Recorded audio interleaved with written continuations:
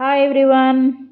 అత్తయ్య ఇంటికి వచ్చిన నేను అత్తయ్య వాళ్ళ ఇంటికి వెళ్ళిన ఖచ్చితంగా అల్లం పచ్చడి అయితే చేసుకొస్తాను. అత్తయ్య కూడా చాలా బాగా చేస్తారు.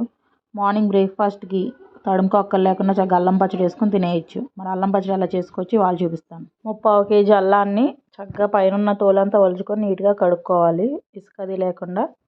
దాంట్లోకి 1/4 కేజీ వరకు ధనియాలు, 100 గ్రాముల ఎండుమిర్చి, 100 గ్రాముల చింతపండు, పెద్ద టేబుల్ స్పూన్తో మెంతులు, 2 పెద్ద సైజు వెల్లుల్లిపాయలు, అలాగే 1/2 కేజీ వరకు బెల్లాన్ని తీసుకోవాలి. తర్వాత స్టవ్ వెలిగించుకొని స్టవ్ మీద మూకుడు పెట్టుకొని అందులో 1/4 కేజీ వరకు నూనె పోసుకోవాలి. నూనె అనేది పల్లి నూనె కానీ పప్పు నూనె కానీ అయితే ఫ్లేవర్ బాగుంటుంది. ఎండుమిరపకాయలని దోరగా వేపుకోవాలి. అలాగే అల్లాన్ని కూడా అందులో ఉన్న తడంతా పోయే వరకు ఫ్రై చేసుకోవాలి. తర్వాత ధనియాలని, మెంతుల్ని, వెల్లుల్లిపాయలను కూడా ఫ్రై చేసుకోవాలి. వెల్లుల్లిపాయలని విడిగా ఫ్రై చేసుకోవడం మంచిది. తర్వాత వేరే గిన్నెలో లోట వరకు వాటర్ యాడ్ చేసుకొని అందులోనే చింతపండు, బెల్లం, టీ గ్లాస్ వరకు సాల్ట్ అనేది యాడ్ చేసుకోవాలి. బెల్లం కరిగే వరకు కూడా మరిగించుకోవాలి. తర్వాత ఇవన్నీ కూడా చల్లారిన తర్వాత మిక్సీ గిన్నెలో వేసుకొని మెత్తగా రుబ్బుకోవాలి.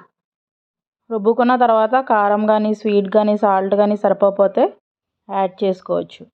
పచ్చడి రుబ్బుకోవడం అయిపోయిన తర్వాత ఈ పచ్చడిని తాలింపు దినుసులు అన్నీ వేసుకొని పోపు పెట్టుకుంటే అల్లం పచ్చడి అనేది రెడీ అయిపోతుంది. దీన్ని ఫ్రిడ్జ్లో స్టోర్ చేసుకుంటే 2-3 మంత్స్ వరకు కూడా ఫ్రెష్గా అలానే ఉంటుంది. కావలసినప్పుడు కొద్ది కొద్దిగా తీసుకొని బయట పెట్టుకొని వాడుకుంటే టిఫిన్స్లోకి చాలా బాగుంటుంది.